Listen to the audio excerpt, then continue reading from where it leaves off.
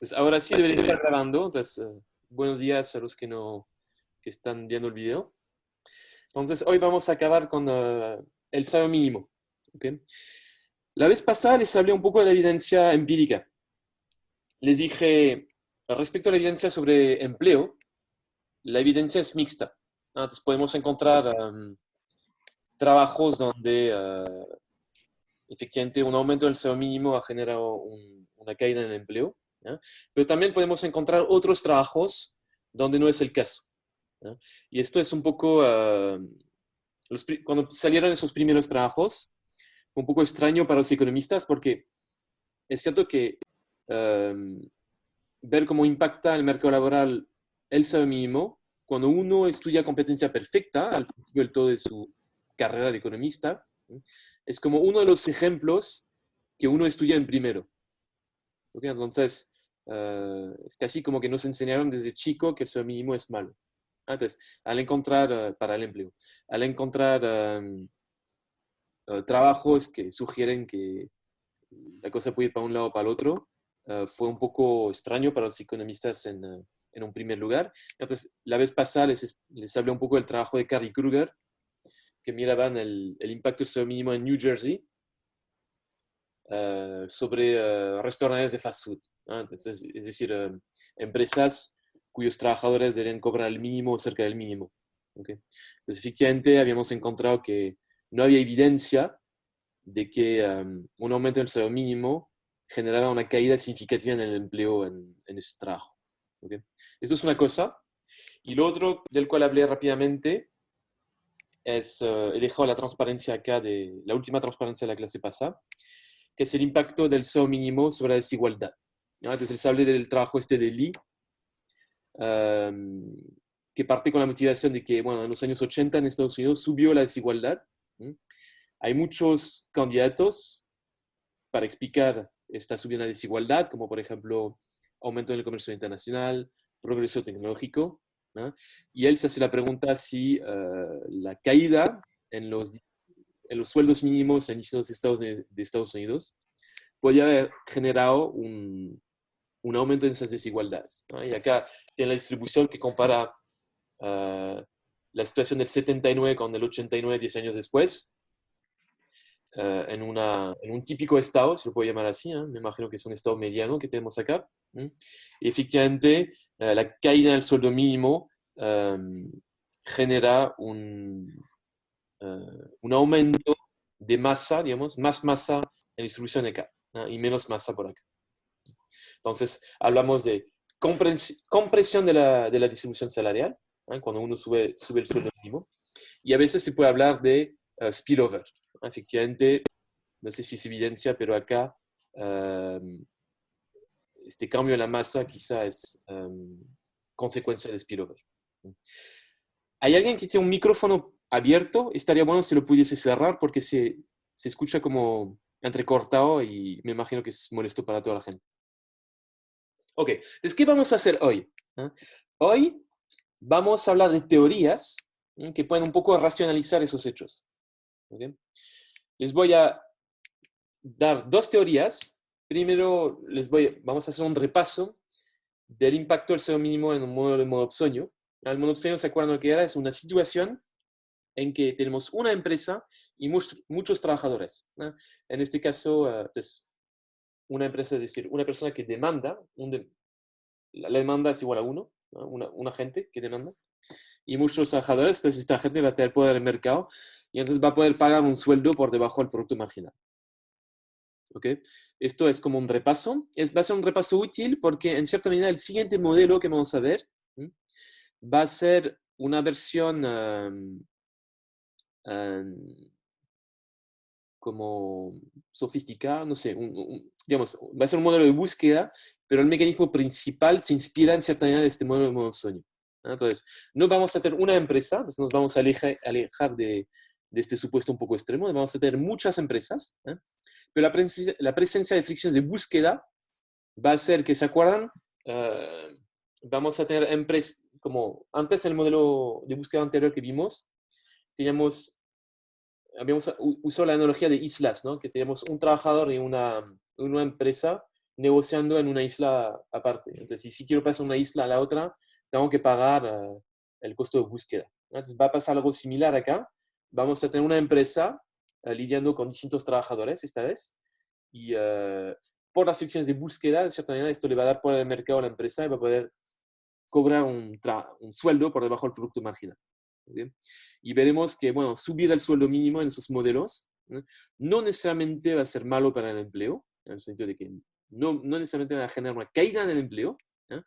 Y esto va a pasar mientras el sueldo no supera el producto marginal.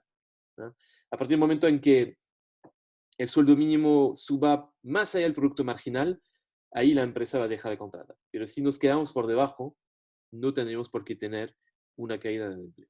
¿Okay? Entonces repasamos el modelo de sueño. Es como les decía, tenemos un comprador, demanda un agente, y muchos vendedores.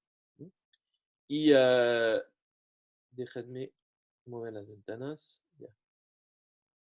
Entonces, un comprador, muchos vendedores. Y entonces, como les comentaba, lo que va a pasar en este modelo es que el sueldo mínimo no va a reducir el empleo si no supera el producto marginal. ¿Okay? Modelemos la situación. Esta empresa tiene que elegir un sueldo tal que maximiza sus beneficios. Entonces, ¿qué van a hacer sus beneficios? P es el producto marginal del trabajador. ¿Okay? Tenemos acá retornos a escala constantes. W es el sueldo. ¿No? Entonces, P menos W es como el beneficio que obtiene la empresa por trabajador. ¿No? Y cuando lo multiplico por el tamaño de la empresa, el empleo de la empresa, tenemos los beneficios totales. ¿Okay? Entonces tenemos esa empresa que maximiza esto. Pueden pensar como en un pueblo, la única empresa que hay en el pueblo. Es como el dueño del pueblo, entre comillas, y decide quiénes contratar y quiénes no. Y entonces la restricción va a ofrecer el mismo sueldo a todos, pero eligiendo el sueldo va a también elegir cuál va a ser su empleo. Entonces, si decide colocar su empleo por debajo del nivel de competencia perfecta, esto le va a permitir reducir los sueldos, en cierta medida. Porque, bueno, si decide atraer menos gente, no tiene por qué pagarles tanto como el producto marginal. Entonces, va a maximizar esto sujeto a una curva de oferta, que esta sí no la puede tocar, va a ser su restricción.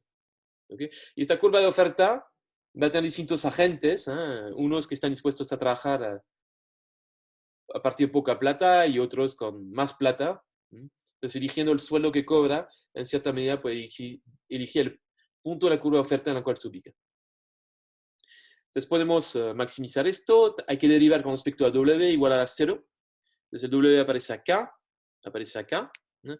Cuando uno deriva, obtiene la siguiente condición de primer orden. ¿Okay? Entonces, aumentar el sueldo en un peso, esto va a impactar esto los costos. ¿No? Entonces, voy a multiplicar este peso por n. Pero la ventaja es que va a generar beneficios. Y esos beneficios, sin embargo, hay que tomar en cuenta que pueden hacer variar también el empleo. Podemos reescribir esta ecuación. Entonces, como ven, estoy juntando términos. Acá he puesto todos los cálculos para no tener que usar el iPad. Paso el n' al otro lado. Dejo solo el W también al otro lado. Dejo solo la P. Y como ven, el resultado típico de competencia perfecta nos obtiene acá. No tenemos producto marginal igual a costo marginal, sino que vamos a tener esta brecha que va a ser positiva mientras la elasticidad de la curva de oferta no es infinita. ¿Okay? Podemos dividir y multiplicar por n acá y vamos a obtener esta elasticidad de la curva de oferta. Podemos factorizar por W también. Y al final, todo esto, lo que tenemos acá, este epsilon, lo estoy llamando esto como la elasticidad de la curva de oferta. Y vemos entonces que vamos a tener una brecha entre el salario, el costo marginal y el producto marginal, y esta brecha va a depender de la elasticidad. ¿Okay? Entonces, si tenemos una curva de oferta muy elástica, la brecha entre costo marginal y producto marginal va a ser chiquita, pero si la elasticidad es bastante baja, ahí sí que la brecha va a ser alta. ¿Okay? Entonces podemos subir el sueldo mínimo. Subiendo el sueldo mínimo podemos reducir esta brecha. Y a medida que vamos a reducir la brecha, va a subir el empleo porque nos vamos a mover a lo largo de la curva de oferta. Y en este caso, subir el sueldo mínimo va a ser bueno para el empleo. En cierta medida, el sueldo mínimo acá está corrigiendo una imperfección de mercado, que se debe al poder de mercado que tiene el comprador en la empresa. Y no debería haber problema hasta que se iguale el sueldo mínimo con el producto marginal. ¿Okay? Si el sueldo mínimo supera el producto marginal, acá en ese caso vamos a tener los efectos de competencia perfecta. ¿Okay? Subir el sueldo mínimo va a mejorar el empleo en una primera instancia, pero si lo subimos más al producto marginal, va a caer el empleo como bajo competencia perfecta. ¿Okay? Entonces, esto es un repaso de, el modelo monopsonio. No sé si hay una pregunta sobre esto. No sé si hay gente que me escucha. Capaz que hablo solo y no hay nadie. A ver. Profe, Ah, sí, perdón, excelente. Sí, ¿puedes repetir la brecha entre qué es, como lo que estaba explicando con eso?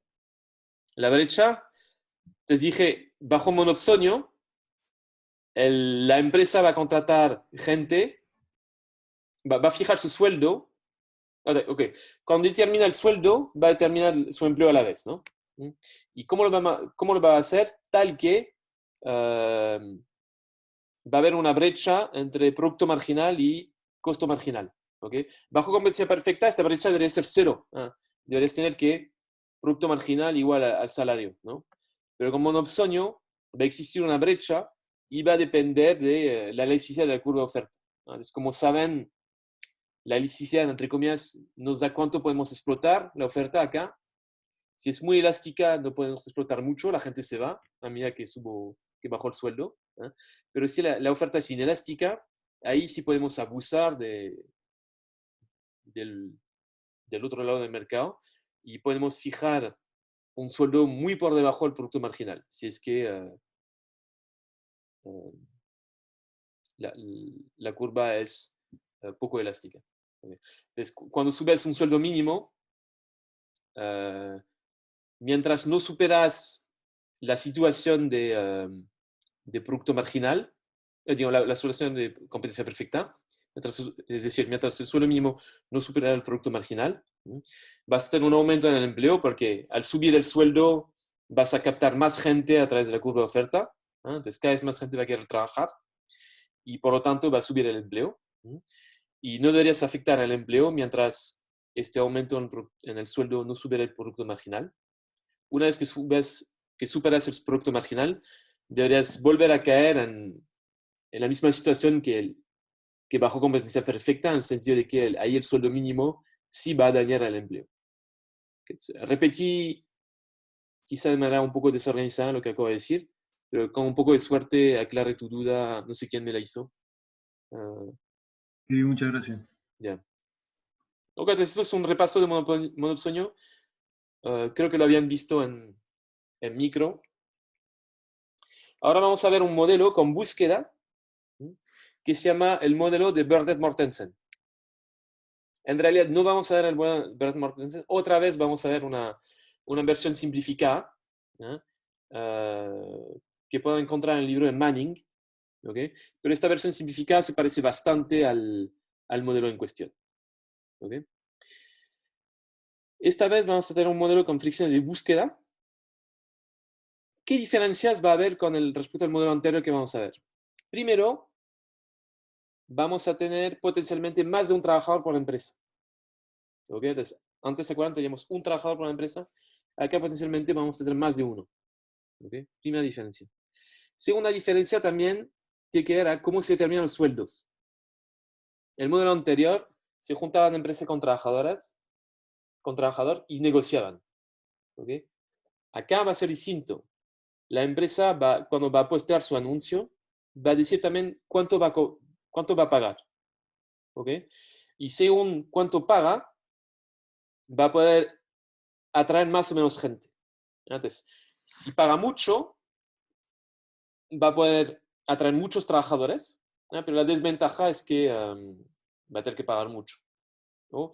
O hay empresas que van a poder elegir otra estrategia, que es pagar poco, pero como consecuencia se les va a ir fácilmente los trabajadores. ¿Ok? Y entonces, una tercera diferencia que he mencionado de manera implícita, a diferencia del otro modelo, es que no van a buscar solo los desempleados, sino que también buscan los empleados.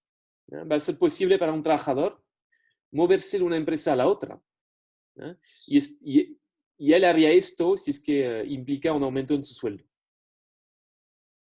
¿Okay? Entonces, esto es la diferencia. ¿Ya? Y entonces, una cosa bonita, se puede decir así, de este modelo, ¿no? Es que las fricciones de búsqueda van a generar una dispersión salarial. ¿Okay? Y esta dispersión salarial no va a tener nada que ver con una dispersión, por ejemplo, del producto marginal. ¿Eh? Todos los trabajadores y todas las empresas van a ser iguales. ¿Okay? Entonces no va a haber diferencia a priori. ¿Eh? Pero las fricciones de búsqueda sí van a poder generar esta dispersión salarial. ¿Eh? Y la idea es que, bueno, primero los trabajadores no van a cobrar su producto marginal, van a cobrar menos. ¿Okay? Las empresas van a cobrar todas lo mismo, ¿eh? Y proponen un salario distinto, aunque genere el mismo beneficio en equilibrio, va a corresponder a una estrategia distinta. Entonces, por un lado, las que pagan poco ahorran con el costo salarial, pero van a perder un costo en turnover. Entonces, van a tener que reemplazar gente. Mientras que las que pagan más, aunque tienen que pagar un costo salarial alto, van a tener un costo de turnover muy bajo. ¿Okay? Y esto se va a reflejar a través del tamaño de la empresa. Las que pagan mucho van a ser más grandes, van a generar más ventas. Las que pagan poco van a ser más chicas y generan menos ventas, pero van a tener la ventaja de tener un costo laboral chico. ¿Okay? Entonces esto sería el resumen rapidito del modelo. Entonces veremos que en este modelo el sueldo mínimo no afecta al empleo, sino supera el producto marginal. Y lo que hará va a ser entonces, no afectar al empleo y vamos a tener esos dos hechos que les había comentado. Se va a comprimir la distribución de salarios del paper de Lee, compresión de la distribución de salarios y tenemos también efectos de spillover. La gente que cobra más va a cobrar incluso más con un sueldo mínimo. Entonces, se va a correr toda la distribución hacia la derecha.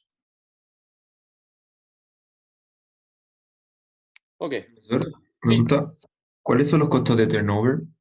voy a entrar esto es mi manera de decir las cosas, pero básicamente lo que va a pasar es que las que pagan mucho por tener un tamaño alto van a generar más ventas. Y las que pagan poco por tener un tamaño más chico van a generar menos ventas. ¿Okay? Entonces lo está llamando costo de turnover, pero tiene que ver con el tamaño de la empresa. Es simplemente esto.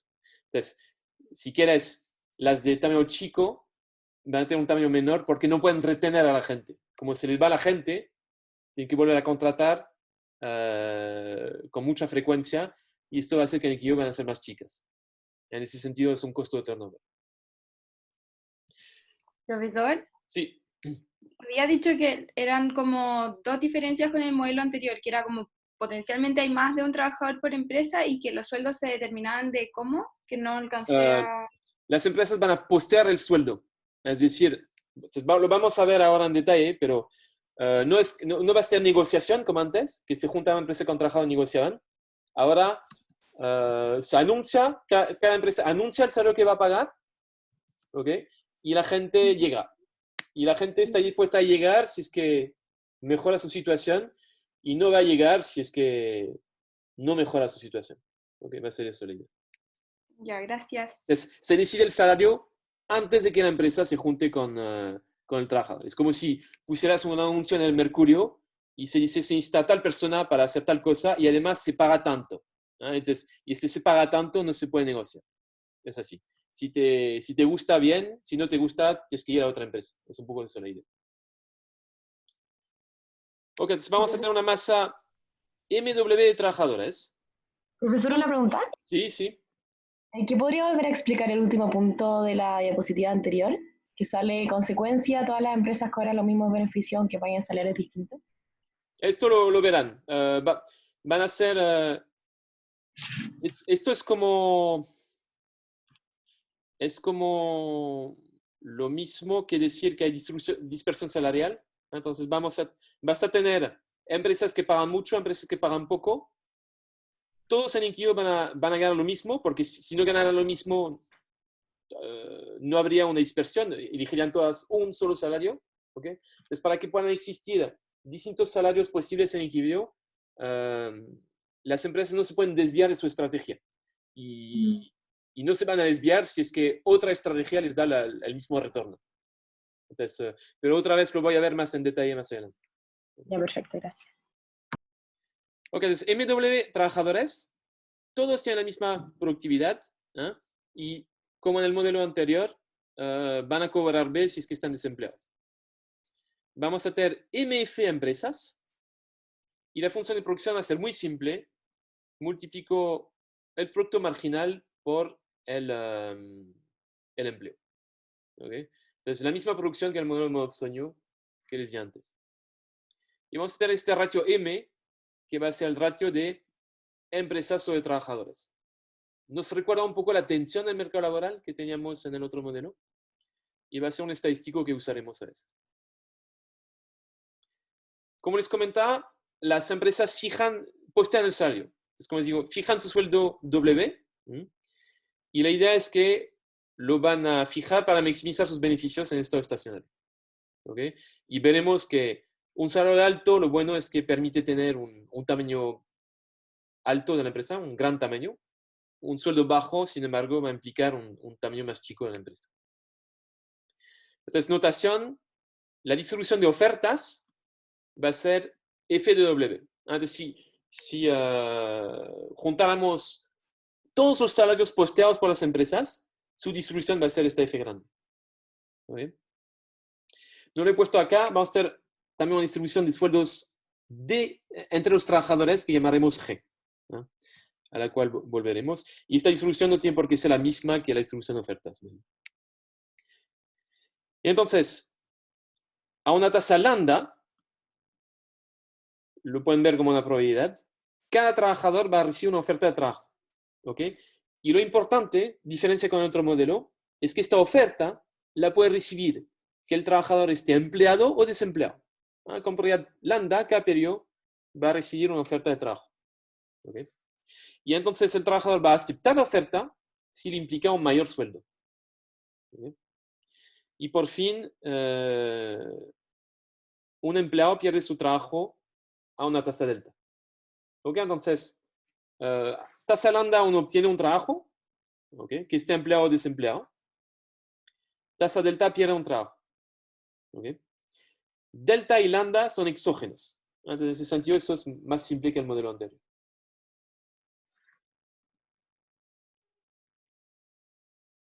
Ok. Entonces, podemos calcular la tasa de desempleo. Los trabajadores pueden estar empleados o desempleados, no tenemos inactivos. U va a ser la tasa de desempleo. Y entonces, en el estado estacionario va a pasar lo mismo que el modelo anterior. Se va a igualar el flujo de entrada al desempleo con el flujo de salida. Entonces, ¿se acuerdan la llave del agua?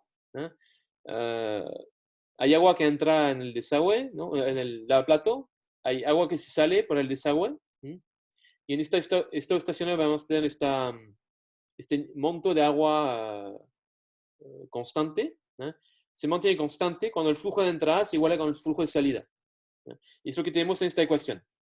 En el lado izquierdo, esta cantidad de gente que pierde su trabajo. Efectivamente, MW es la cantidad de trabajadores.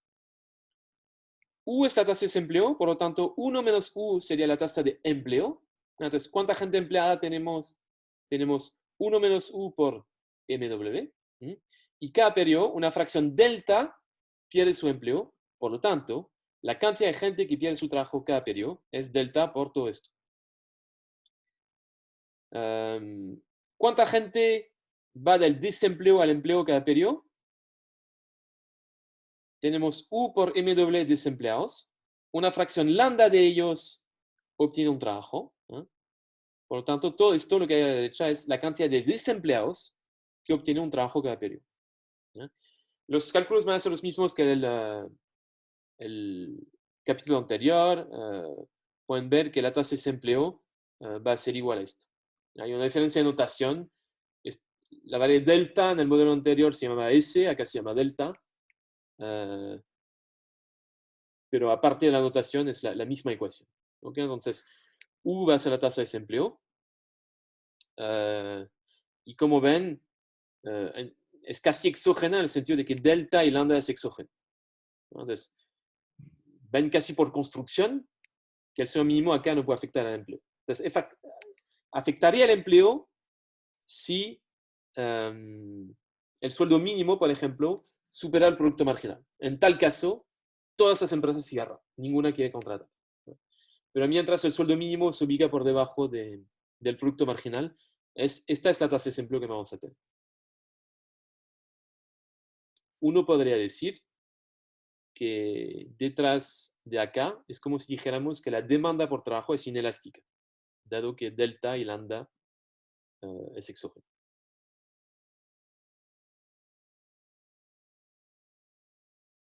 ¿Hago un comentario más sobre esto? El capítulo anterior habíamos endogenizado el lambda, ¿se acuerdan? Se llama P. Y vía la apertura de vacantes. ¿Okay? Entonces, de cierta medida, acá nos estamos alejando del modelo anterior por este canal. Uno diría que en el modelo anterior la elasticidad de la demanda era mayor porque las empresas podían decidir digamos, influenciar sobre este margen. Okay, acá es como si tuviésemos una demanda inelástica. Empresas. Okay, entonces las empresas maximizan beneficios, como les comentaba, eligiendo W, tomando en cuenta toda la distribución de ofertas que hay en la economía. Entonces van a ver qué ofrecen los demás y qué, como consecuencia de esto, qué ofrece uno. ¿Okay? Entonces, sus beneficios va a elegir W maximizando esto. Tenemos los mismos beneficios que en el caso de monopsonio, perdón. La empresa, por cada trabajador que contrata, va a generar unos beneficios P menos W. Entonces va a haber una brecha entre el producto marginal y el sueldo. Y para obtener los beneficios totales, tiene que multiplicar por el tamaño de la empresa. ¿Okay? Como les comentaba, por un lado, subir W implica un mayor costo salarial. Entonces, esto va a impactar negativamente sobre sus beneficios. Pero, como veremos más adelante, subir W también va a implicar un mayor tamaño de la empresa. ¿Okay? Eso va a ser el trade-off que va a enfrentar. Y como ven, le importa el tamaño, porque si los trabajadores cobran menos que su producto marginal, esto implica que por contratar más gente va a tener mayores beneficios. ¿Okay? Entonces, este N es el empleo en estado estacionario de la empresa cuando elige un salario W condicional a esta distribución de ofertas que hay por la economía. Ok, como bien decíamos, esto ya lo dije, pero lo repito acá. Las empresas reclutan trabajadores desde el desempleo, pero también atrayendo trabajadores de otras empresas. Y para atraer a alguien tienen que ofrecer un sueldo mayor. Ok. Entonces, ¿cómo podemos determinar el tamaño de la empresa? Ok. Entonces, dado que estamos mirando el estado estacionario, lo vamos a hacer de la misma manera que la transparencia anterior. Vamos a igualar los flujos de entrada a la empresa con los flujos de salida. ¿Okay? Esta variable S va a ser la fracción del empleo que se le va al trabajador cada periodo. ¿Okay? Acá se le puede ir a un trabajador a la empresa por dos razones. Primera razón, ya lo describimos acá, con probabilidad delta, por razones exógenas, el trabajador al desempleo, se despide. Pero además, la empresa, por ofrecer un sueldo distinto que otras empresas, puede atraer trabajadores de otras empresas a su empresa. Por lo tanto, esto implica que se le puede ir trabajadores también. ¿Ok?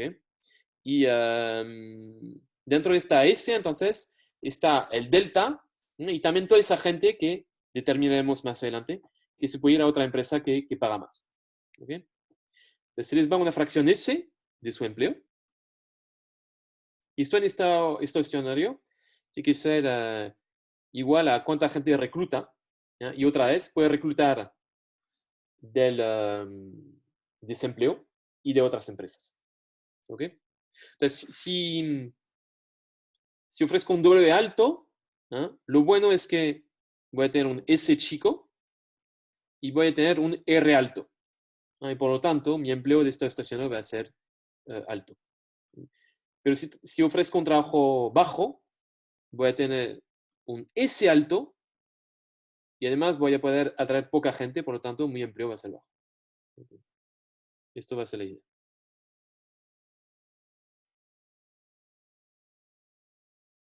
Ok. Ya. Entonces, como les comentaba, entonces acá no voy a hacer matemática, lo voy a hacer con bla bla. Lo interesante de este modelo es que va a generar una distribución de salarios no degenerada, aunque todos sean iguales. ¿Ok? La idea es la siguiente. Si los empleados no pudiesen buscar, ¿okay? Acá en este modelo los empleados pueden buscar, ¿no? Pero si no pudiesen buscar, es decir, que la única manera de obtener un trabajo es desde el desempleo, ¿no? ¿Qué harían todas las empresas? Propondrían un sueldo B. ¿Ya? B, ¿se acuerdan? Era este salario de reserva, ¿no? Lo que cobra el desempleado. ¿No? Efectivamente,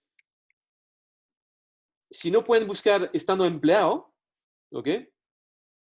La única manera de retener un trabajador una vez que llega a la empresa es ofrecerle un poquito más que lo que ganaría en el desempleo, es decir, B más un epsilon.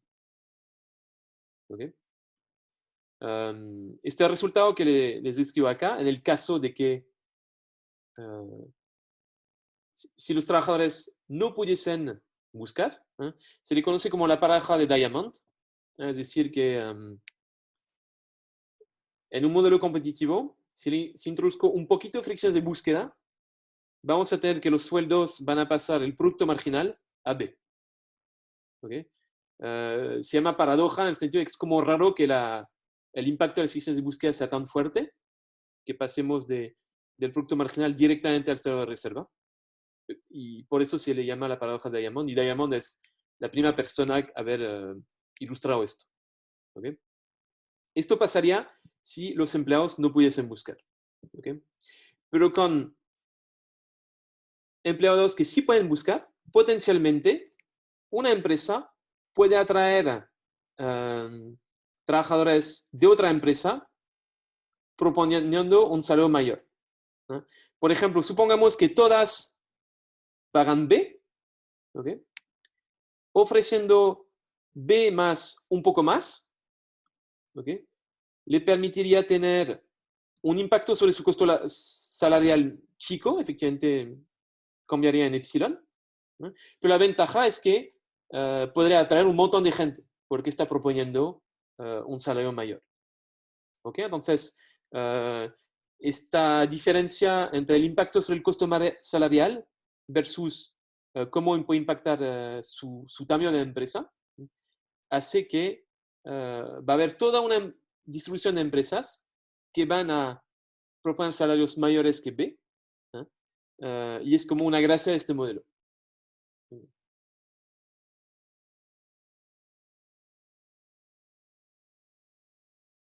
Ok. Entonces, les aviso, vamos a tener harta álgebra, pero no duden en pararme si es que hay algo que no entiendan. la tasa de separación de la empresa.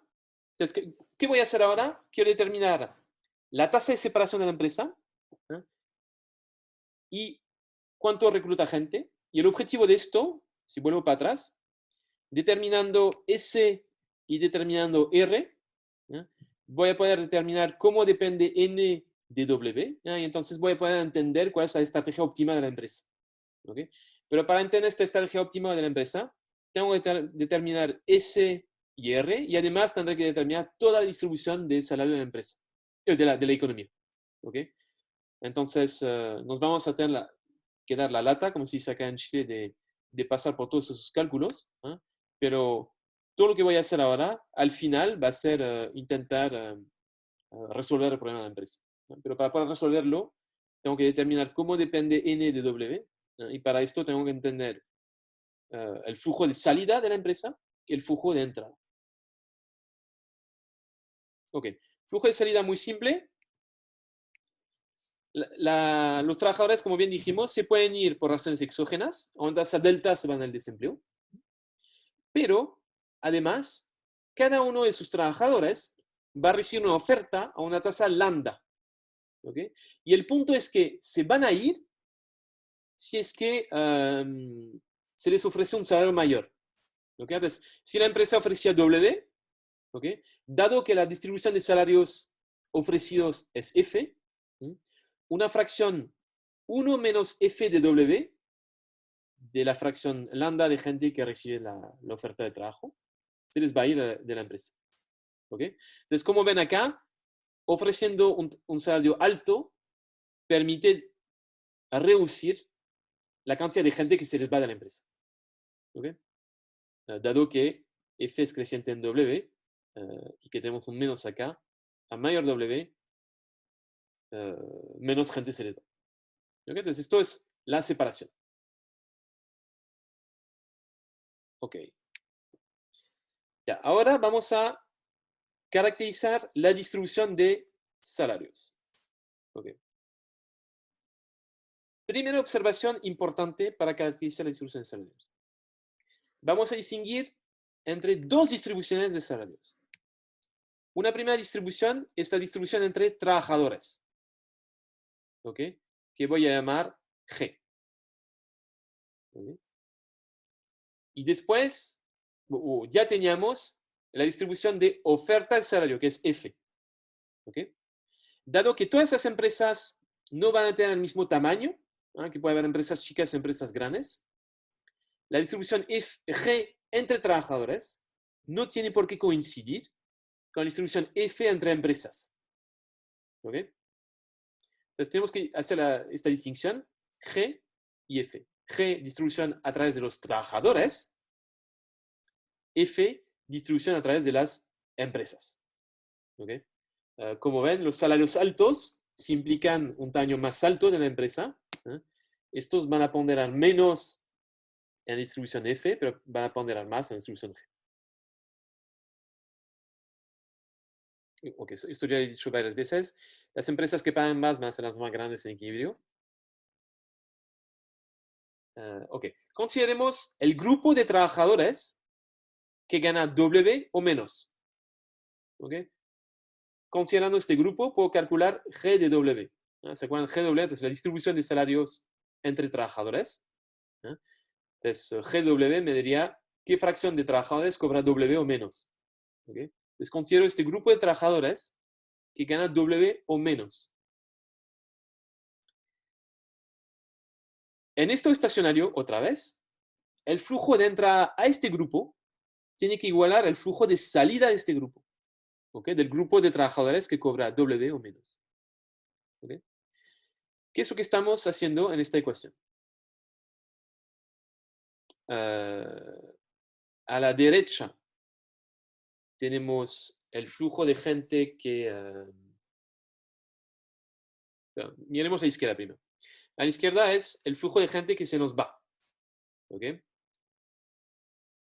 Primero, 1 menos U por MW, ¿qué es? Habíamos dicho que es el empleo. ¿Ok? Entonces, cuando lo multiplico por G de W, todo lo que subrayó acá en azul va a ser la cantidad de gente que está empleada y que cobra W o menos.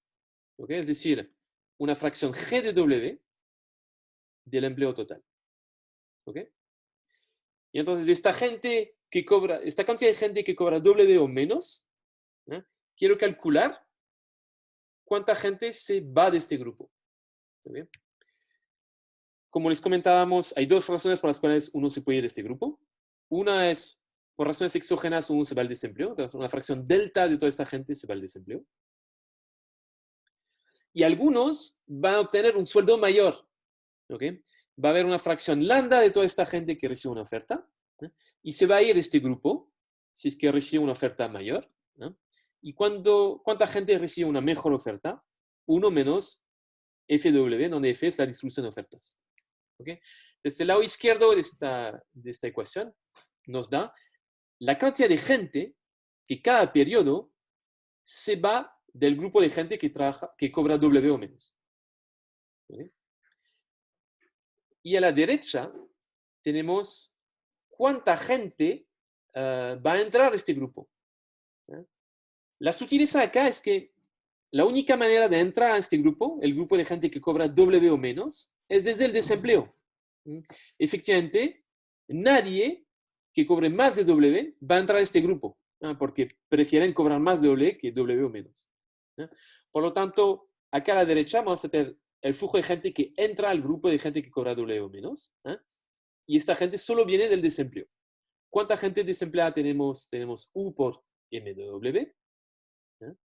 Una fracción lambda de ellos recibe una oferta. ¿Okay? Y tienen que recibir una oferta igual a W o menos. Por eso lo ponderamos por FW. ¿Okay? Entonces, es una ecuación larga, pero como ven, al final es casi contabilidad. Tenemos que contar cuánta gente entra y cuánta gente sale de este grupo. ¿Okay? ¿Por qué hacemos esto? Porque queremos caracterizar la distribución G. ¿Okay? Y como estamos en estado estacionario, la gente que sale del grupo, todo este flujo tiene que igualarse a la cantidad de gente que entra. ¿Okay? Entonces podemos hacer los cálculos.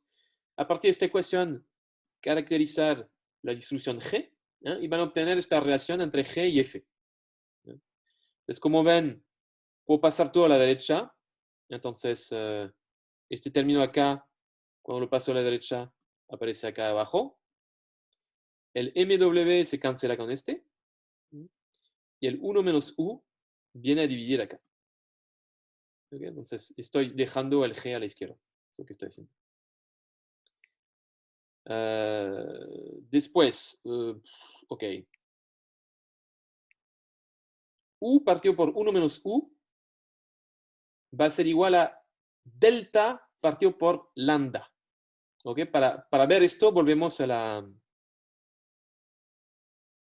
esta ecuación de acá. Tenemos la tasa de desempleo de estado estacionario. Habíamos dicho que sería delta partido por delta más lambda. Entonces, si U es igual a esto, 1 menos U va a ser 1 menos esto, es decir, va a ser lo mismo, pero en lugar de tener un delta arriba, vamos a tener un lambda. ¿Okay? Entonces, U es igual a esto. 1 menos U es delta lambda partido por lambda más delta. Por lo tanto, si vuelvo a mi ecuación, cuando calculo esto, entonces, esta fracción de U partido por 1 menos U, la puedo reemplazar por delta partido por lambda. ¿Okay? Es como si tuviese un delta partido por lambda acá. Y este delta partido por lambda, como ven, se puede simplificar con este lambda acá. Estamos multiplicando por lambda, estamos dividiendo por lambda acá, por lo tanto, me va a sobrar solo un delta. ¿Okay? Entonces, cuando reemplazo U partido por 1 menos U, por delta partido por lambda, lo que voy a hacer, cancelando los lambdas, va a ser dejar un delta acá. Okay, entonces, esto sería un primer cálculo, una primera relación entre G y F, que va a depender del lambda y del delta. ¿Okay? Fíjense, una cosa interesante es cómo están pegadas esas dos ofertas, esas dos curvas. Entonces tenemos dos curvas de distribución. a medida que lambda sube, se debería alejar f de g. Entonces vamos a tener más trabajadores en empresas grandes y menos trabajadores en empresas chicas, y se va a alejar un poco la distribución f de la distribución g. Este parámetro lambda lo pueden ver como una medida de competencia entre empresas, ¿okay? Porque efectivamente es la probabilidad con la cual uno recibe, la tasa con la cual uno recibe ofertas, y efectivamente a medida que sube van a competir más las empresas entre sí. Ok, entonces vuelvo para atrás. Les comenté. Ups, ¿dónde estoy? Quiero resolver este problema de la empresa. Para esto tengo que determinar el n. Determinamos el flujo de salida. Y lo que acabamos de hacer es caracterizar un poco la relación entre estas dos distribuciones f y g. ¿Por qué hacemos esto? Porque la idea es que ahora vamos a encontrar una expresión para r. ¿Okay? Y con el objetivo al final determinar este n del problema de la empresa.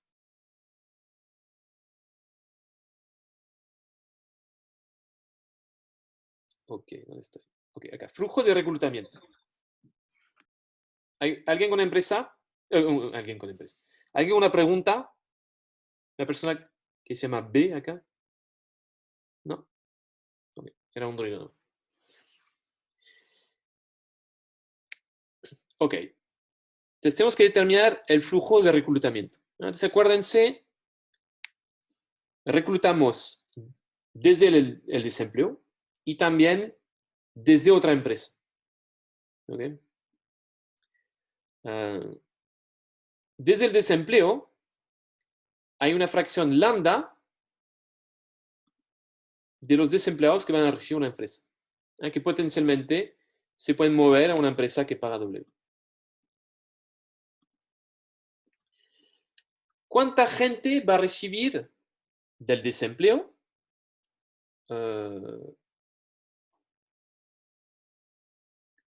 De esos desempleados. Entonces, dado que tenemos MW desempleados y MF empresas, pues potencialmente, cuando repartimos este lambda por UMW trabajadores entre todas las empresas, vamos a tener que dividir por el número de empresas. Y acuérdense, habíamos llamado M el ratio de trabajadores sobre empresas. ¿Okay? Entonces, potencialmente cada empresa puede recibir una cantidad de gente desde el desempleo, lambda por UM. ¿Okay? Y después hay una cantidad de gente empleada que también potencialmente se puede mover entre empresas. Y acá, ¿qué tenemos? Entonces, 1 menos UG por MW es... Ups, no me lo subraya. Bueno, acá estoy con el cursor. 1 menos U por G por MW va a ser toda la gente que cobra W o menos. Entonces, si como empresa ofrezco W, potencialmente entre los 1 menos UG de W por MW, por todos estos trabajadores, estos estarían dispuestos a venir a mi empresa. ¿Okay? Y cada periodo, una fracción lambda de ellos potencialmente se puede mover a mi empresa si es que propongo W. ¿Okay? Todos estos se tienen que repartir entre todas las empresas. Entonces vamos a tener que dividir por MF. Y entonces, si queremos calcular el flujo total que llega a una empresa que paga W, va a ser lo que tenemos en esta ecuación de acá abajo. Por un lado tenemos estos lambda UM.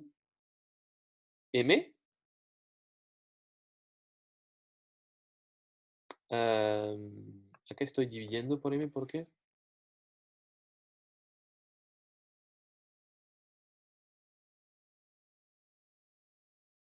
lambda UM. Si me pregunto si no hay un error acá abajo, si no tendré que dividir. Efectivamente, es cuestión de notación. Capaz que tengo mal acá el ratio y tendré que haber dividido. Pero la idea es, efectivamente, la cantidad de gente que viene del desempleo. Lambda U es partido por M, me parece que no era multiplicado. A ver, después, sí, divido. Entonces, no tendrá que haber multiplicado, tendrá que haber dividido. Okay. Entonces, debo tener mal el ratio acá. Si hay un error en las transparencias, lo tendré que modificar, efectivamente. Sí, profe, arriba dice que es MF partido MW. Más arriba dice esto. Ok, Sí, entonces tiene vale, sentido. claro. Ya, entonces, gracias. Déjame volver. Sí, lo dice así. Entonces, esto debe estar bien, por lo tanto. Lo que está mal debe ser esta ecuación. Entonces, acá no tendrá que haber multiplicado por m, sino que tendrá que haber dividido. Okay, entonces, esto acá está bien y esto acá está mal. Siento el error. Okay, entonces, m efectivamente, como dijo puntito rojo, se llama, como dijo la persona que agradezco, es mf partido por mw, por lo tanto acá no tendrá que haber multiplicado, sino que tendrá que haber dividido.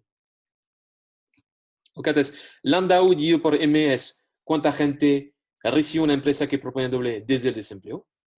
Y cuándo puede captar de otras empresas que cobran menos. Entonces, sería todo esto, todo lo de acá, pero también dividido por M. Entonces, sería lambda por 1 menos U por G y dividido por M. Okay, entonces, acá, en esta ecuación, tenemos la cantidad de gente que puedo contratar si propongo W como salario, considerando que puedo atraer gente del desempleo o gente de otras empresas. Y como ven, proponer un W alto, la ventaja es que voy a poder reclutar mucha gente en el sentido de que este segundo término puede ser alto. Puedo atraer gente de otras empresas. ¿Okay? Entonces, acá tenemos el flujo de reclutamiento. Entonces, vuelvo para atrás el programa de la empresa. ¿Dónde está? Ya pasé, creo. Dijimos, S permite tener proponer un W alto, permite tener poca separación y permite reclutar mucha gente.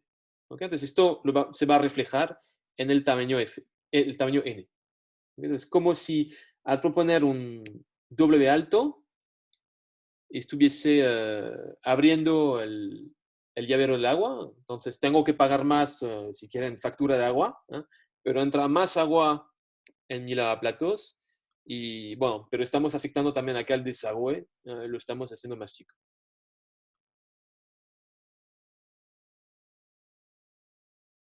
Ok, reclutamiento. Ok, álgebra. Bueno, esto es un poco aburrido, están acá los cálculos, pero como ven, entonces, todo esto lo podemos simplificar. La idea es que lo podemos calcular. Ya hemos caracterizado la distribución G, la transparencia anterior.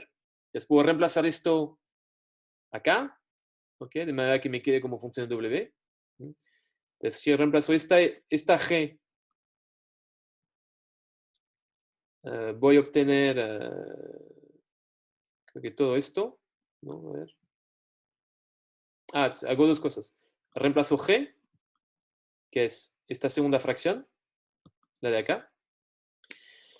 Y reemplazo U y 1 menos U. Entonces la tasa es desempleo y empleo. Entonces U es todo esto, lo de acá, delta partido por delta más lambda. Y acá reemplazo 1 menos U, que es lambda partido por delta más lambda. Y después nos damos la lata de hacer los cálculos. Entonces, estoy factorizando por delta partido por delta más lambda, lo estoy saliendo afuera. Por eso me queda un 1 acá. Y por eso me va a quedar solo un lambda acá, en el sentido de que se queda este lambda y se me va este delta para afuera y el delta más lambda de abajo para afuera. Okay. Después, lo que está entre corchete lo pongo todo bajo el mismo denominador. ¿Ya? Entonces hago el cálculo. El 1 es como si fuese delta más lambda 1 menos f partido por lo mismo. ¿Ya? Le tengo que sumar lambda f de lambda, que está acá y acá. Como ven, la suma de esos dos términos, dado que 1 menos f más f es 1, me va a dar lambda, como acá. Y después, este delta más lambda se simplifica con este delta más lambda y obtenemos al final esta formulación. ¿Okay? Entonces, son cálculos aburridos, pero al final nos permite obtener una distribución, digamos, la cantidad de gente reclutada directamente como función de W. ¿Okay? Pero para saber esto, tengo que saber toda la distribución de la economía y entonces tengo que conocer la tasa de desempleo, tengo que conocer la distribución de trabajadores en términos de sus salarios, para saber, según esos tamaños, cuánta gente puedo atraer de las otras empresas y el desempleo que ha perdido. Entonces, es un cálculo latero, como se dice acá en Chile, pero es necesario para obtener una relación entre R y W y que no dependa de otras cosas endógenas en la economía. ¿Okay? Entonces, esto me permite obtener el R y por fin, dado que tengo S, dado que tengo R, puedo calcular el empleo de una empresa que propone W, igualando el flujo de entrada y salida. Y efectivamente es lo que hacemos acá.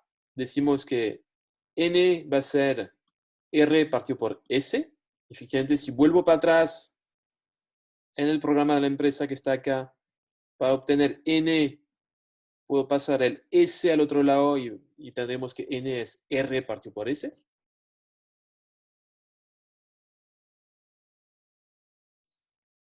Y lo cual explica esta ecuación. Y entonces, haciendo el cálculo, como ven, R es todo esto. Cuando lo divido por S, que es todo esto, ¿no? El todo esto aparece ya una vez en el denominador de R. ¿No? Por lo tanto, como divido dos veces por lo mismo, me aparece un cuadrado acá. Okay. Esa es la razón de este cuadrado. Es cuando divido R por S. Esto es el empleo. Ven que es creciente en lambda. Efectivamente, a medida que puedo hacer más ofertas, voy a tener un empleo mayor. Y debería ser creciente también en W. Ok. Entonces, volvamos al programa de la empresa. Okay. Entonces, la empresa quiere maximizar esto. Okay. El tema es que, como les había comentado antes, es que va a haber distintas estrategias que puede elegir una empresa.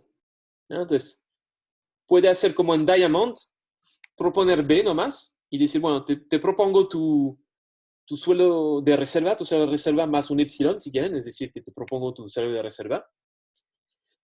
Pero otras empresas pueden proponer más y atraer trabajadores de empresas más chicas. ¿Okay? Entonces,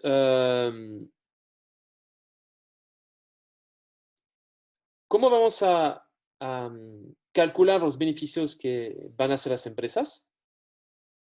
Primero vamos a reconocer que para no desviarse de su estrategia, los beneficios que obtiene por proponer un salario tienen que ser los mismos que proponer otro salario.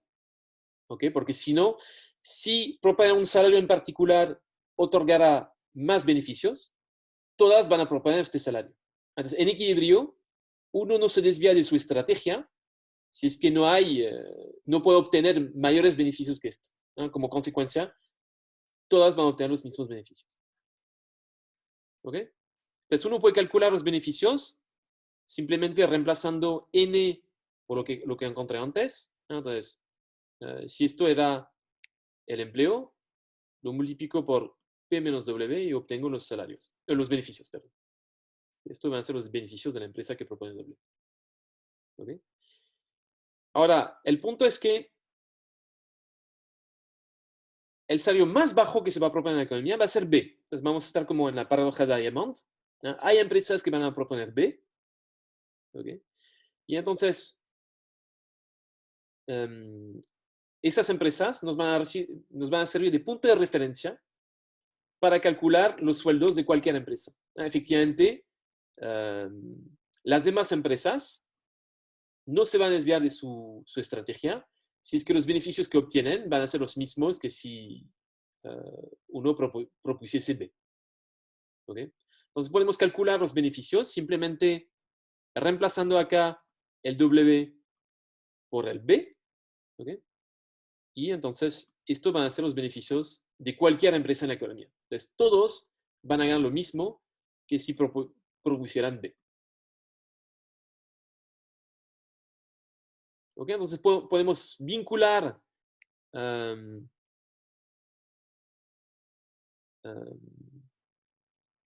los beneficios de las empresas entre sí y reconocer que todos cobran lo mismo, que es lo que hago en esta ecuación. Entonces, a la derecha tengo los beneficios de la que propone B y a la izquierda tenemos los beneficios de cualquier empresa que propone un W cualquiera. ¿Okay? Entonces, obviamente el W no puede superar el producto marginal, si no, los beneficios serían negativos. Y entonces, esta va a ser la relación. Lo interesante es que a través de esta ecuación, por fin, puedo caracterizar la distribución de ofertas.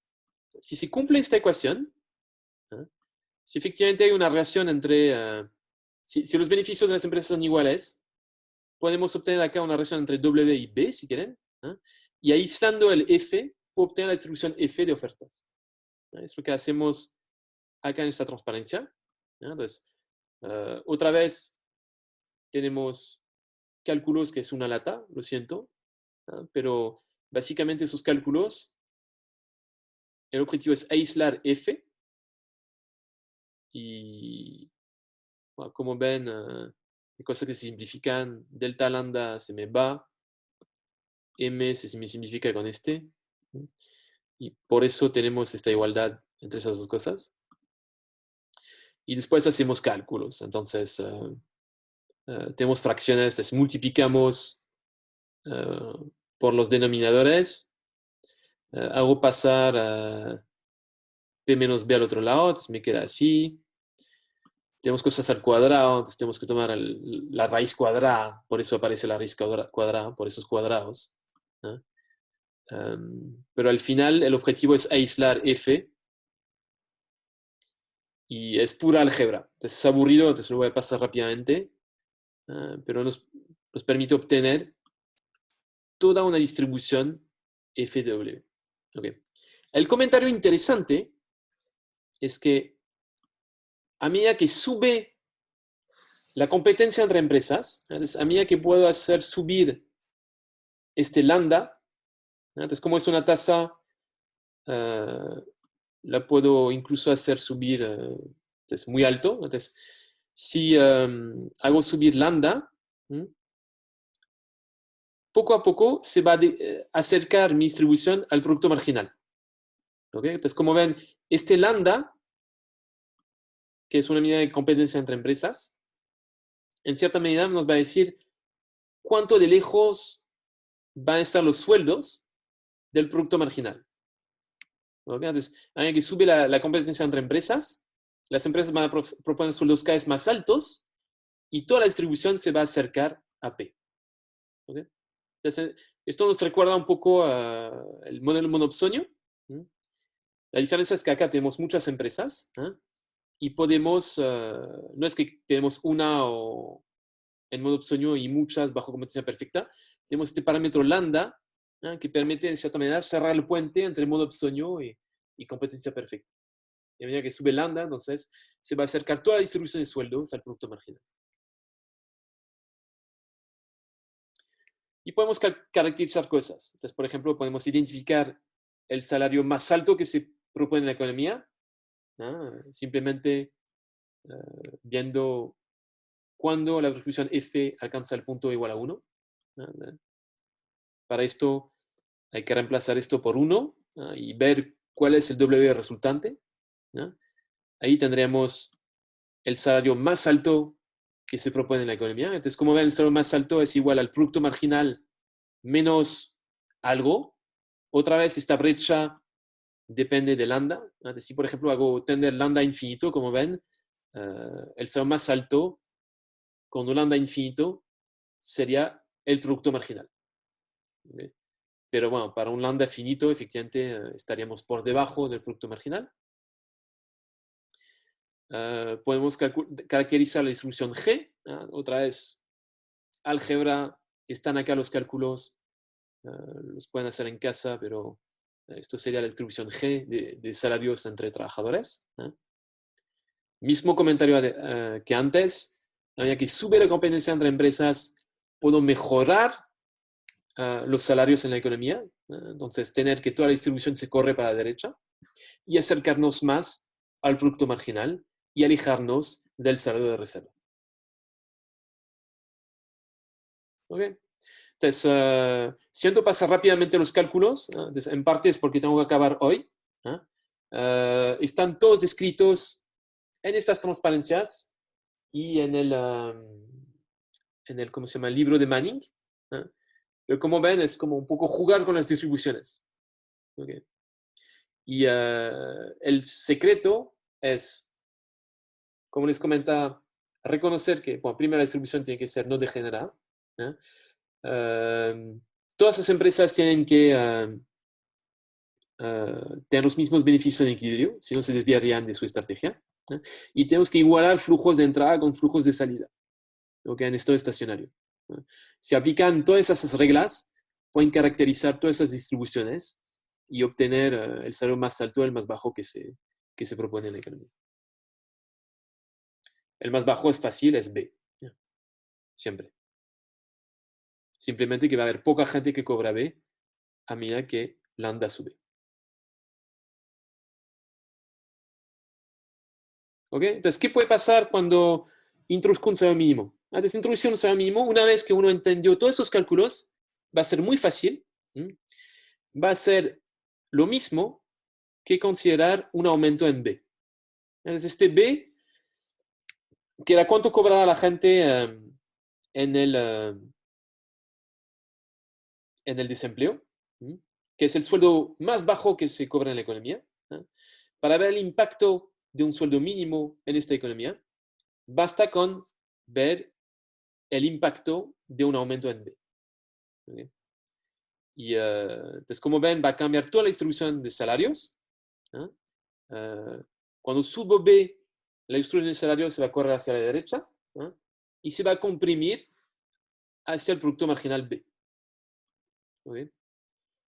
Como les comentaba, se va a comprimir la distribución mientras el salario mínimo se ubique por debajo de P, ¿okay? El producto marginal. Si empujo el sueldo mínimo más allá de P, ahí colapsa toda la economía y todas las empresas tienen que cerrar. ¿Okay? Entonces tenemos esta distribución de salarios que se debe a las fricciones de búsqueda y estamos comprimiéndola a medida que subimos el sueldo mínimo. Entonces vamos a tener compresión, como el trabajo empírico de Lee que les mencioné la vez pasada. Y también vamos a tener spillover hacia empresas que cobran más. Efectivamente se va a correr toda la distribución hacia la derecha. Y además, bueno, por el supuesto de que en cierta medida tenemos una demanda inelástica acá, no vamos a afectar al desempleo. ¿Okay? Afectaríamos el desempleo si es que el sueldo mínimo supera el producto marginal. Ahí colapsaría la economía. Ok. Entonces, acá estoy con el modelo de Burdett Mortensen. Siento haber ido un poco rápido, pero tenía que acabar hoy. No me han hecho muchas consultas. No sé si tienen alguna que hacerme ahora. Profesor, Sí. una parte que no entendí, la distribución de salario entre trabajadores, era harto más arriba, pero Y la distribución G, ¿sí? sí, ¿Acá o pero más arriba aún? más arriba, más arriba. O sea, al principio, el título es distribución de salario entre trabajadores. ahí. Es acá, sí. Cuando hice lo de los flujos de salida y entrada, en los flujos de entrada no entendí la lógica de multiplicar por FW Sí, a la porque derecha. acá estás considerando, pues, en esta línea, te refieres a acá, ¿no? ¿Sí? Sí, a la Acá derecha. hablamos de la gente que cobra W o menos. ¿Ok? Entonces Ya. tienes que ver cuánta gente entra a este grupo. Entonces, primera cosa, hay que reconocer que del grupo de gente que cobra W menos, solo puede llegar gente del desempleo. ¿Ok? No va a llegar gente que cobra más de W porque nunca aceptarían cobrar menos. ¿Ok? Entonces, este flujo acá a la derecha del símbolo igual es solo gente que viene del desempleo. ¿Ok? Y tu pregunta es ¿por qué multiplico por FW? Esa es tu pregunta. Sí. Sí. Simplemente porque esa es la gente que va a recibir W o menos. La gente que recibe una oferta con un W mayor no se va a ir a este grupo, se va a ir al grupo de empresas que cobran más que W. Ah, entonces los G son los... Pero ¿cuál es la diferencia con los G entonces? Entonces, G es la distribución entre trabajadores. F, es decir, tú agarras el empleo, la gente empleada, ¿cuál es la distribución de sueldo entre esa gente? F es la distribución de ofertas. ¿Ok? Entonces tú Ah, perfecto. vas a recibir una oferta con probabilidad lambda. ¿Y qué salario te va a tocar? Bueno, va a depender de la distribución F, que es como una distribución entre empresas esta vez. ¿Ok? Vale. Gracias. Ya. ¿Ok? Entonces, cosas que me habría gustado hacer, que no podía poder hacer, pero les puedo subir una columna de opinión mía, que es hablar un poco de actualidad, que como ven el gobierno con el estallido propuso un ingreso mínimo garantizado. ¿Okay? ¿Se acuerdan de esta discusión? Básicamente el ingreso mínimo garantizado no es un sueldo mínimo, es un complemento, un subsidio por parte del Estado.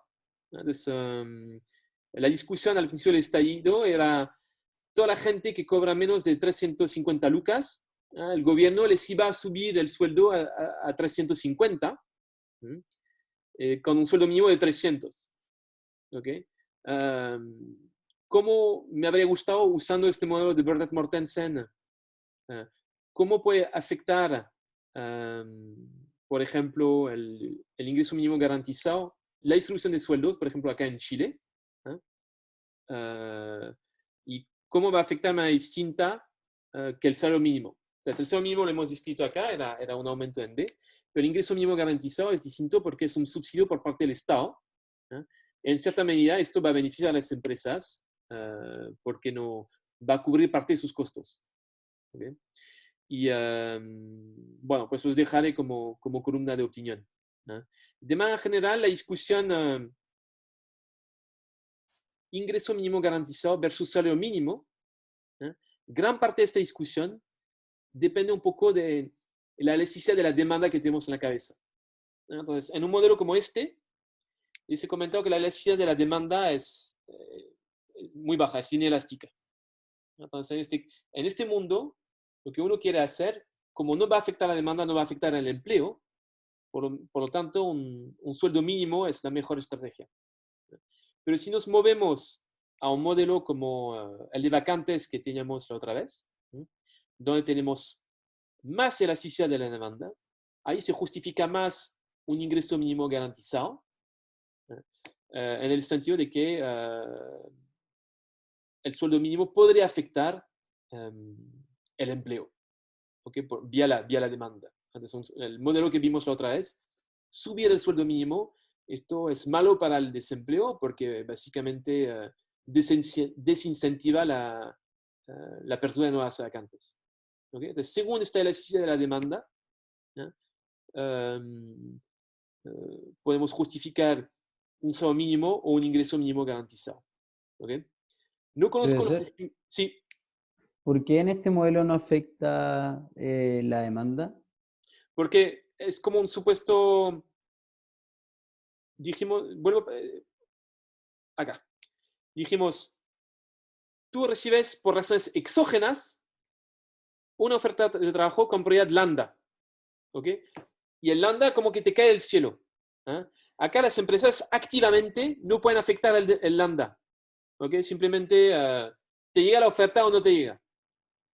¿Ok? En el modelo de otra vez, el lambda dependía del ratio de vacantes sobre desempleo. ¿Ok?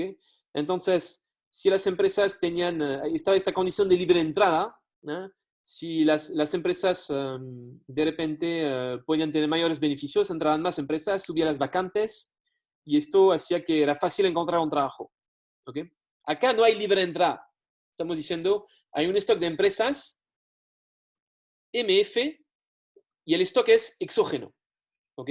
Y después cada trabajador le llega una oferta con prioridad lambda o tasa lambda. ¿Ok? Entonces, como que asumimos en cierta medida que la elasticidad de la demanda acá es muy baja. Es casi un supuesto del modelo, ¿no? A través de este lambda exógeno, en ese sentido. Ya entendí, gracias. ¿Ok? No parece a priori, pero es un supuesto bastante fuerte e importante acá en el modelo. ¿Ok? Entonces, y por eso el sueldo mínimo acá no va a tener impacto, ¿no? Porque mientras las empresas van a poder pagar menos que su producto marginal, mientras esto ocurra, van a seguir demandando trabajadores. Y el día en que el sueldo mínimo supere P acá, el producto marginal, ahí cierran todas. Entonces vamos a pasar de un mundo con elasticidad cero a un mundo con elasticidad infinita. En el modelo otra vez no pasa esto. Tenemos una elasticidad que no es cero y tampoco es infinita. Es perfectamente definida. Y bueno, entonces va a ser distinto el impacto. Porque al final del día, entonces, ¿por qué queremos subir el sueldo mínimo? Para mejorar la distribución de sueldos. Pero el riesgo es que afectemos el empleo. ¿Ok? Entonces, gran parte de la discusión es si subir el sueldo mínimo o no, tiene que ver con esta elasticidad. Si la elasticidad es muy baja, ahí podemos subir el sueldo mínimo, vamos a poder mejorar la distribución sin afectar mucho el desempleo. Si la elasticidad es alta, ahí hay un riesgo. ¿No?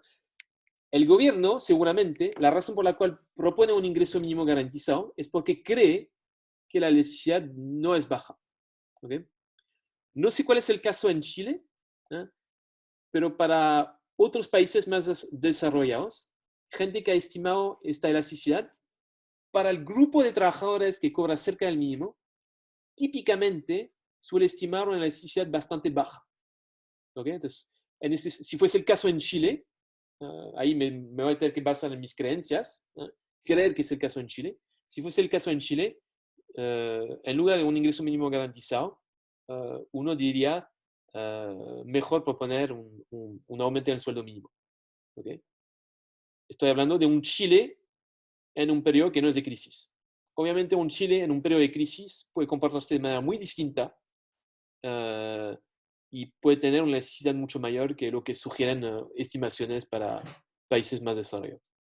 Ok, entonces yo estoy acá, ya he acabado con el capítulo sobre el sueldo mínimo. Entonces les subiré esta columna de opinión si quieren, muy rápido de leer, pero resume un poco la discusión que acabo de hacer.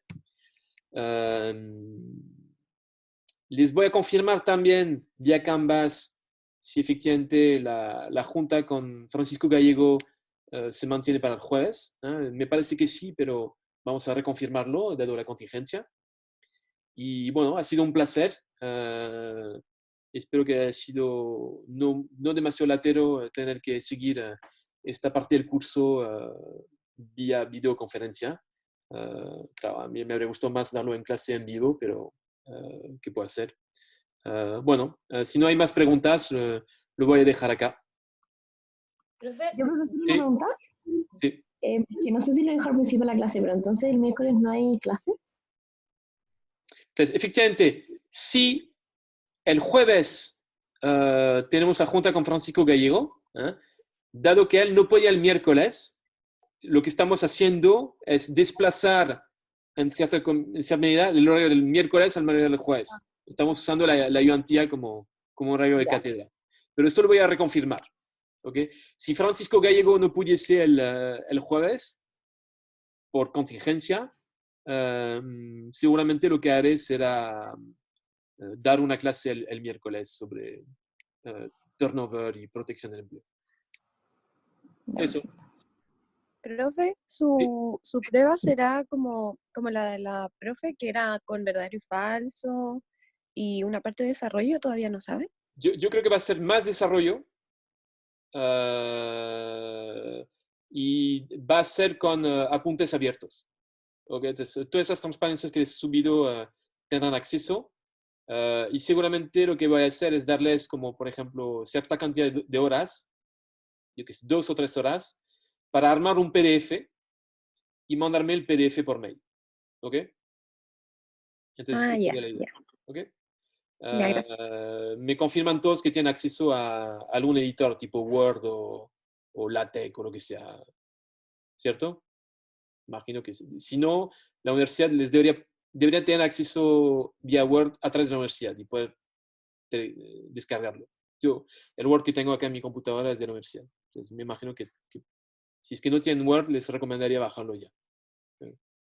Bueno, muchas gracias. Profesor, Sí, mi pregunta es bien particular, pero en mi caso yo tengo justo después de su módulo otra prueba. O sea, tengo solo 10 minutos de cambio. Si es que nos da más del módulo, yo voy a estar en otra prueba después. Entonces, a ok. mi Entonces, perfil. explícame, para que entienda bien, ¿cuánto tiempo es esto? Son O sea, si no me equivoco, su prueba parte en un módulo y terminando esos 80 minutos, yo tengo 10 minutos y después tengo otra prueba. 80 Sí, minutos, tú dices. yo estoy igual. Claro, Ok, sí. Su Sí, yo prueba también. parte a las 2 y yo tengo prueba a las 3:30. Yo también. ya, ok. Bueno, pues lo tendré que tomar en cuenta, no hay problema. Ya, Vale, gracias. gracias, profesor. Ok. Gracias a ustedes. Hasta luego. Profesor, otra pregunta, perdón, lo Sí, tarde. sí. ¿Van a hacer la parte de desarrollo, va a ser como ejercicio, como numérico? Muy probablemente van a ser más de comprensión de lo que dije en clase, dado el tamaño del tiempo. Entonces, si lo tengo que hacer en hora y 20, tengo que darme un margen de que pueden tener un problema con el email, con internet, lo que sea, que va a ser un margen, digamos, de 20 minutos. Entonces, por lo tanto, va a tener que ser una prueba relativamente corta y no me puedo dar el lujo de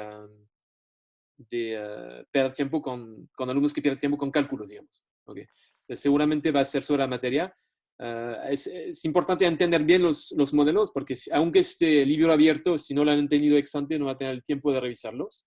¿Ya?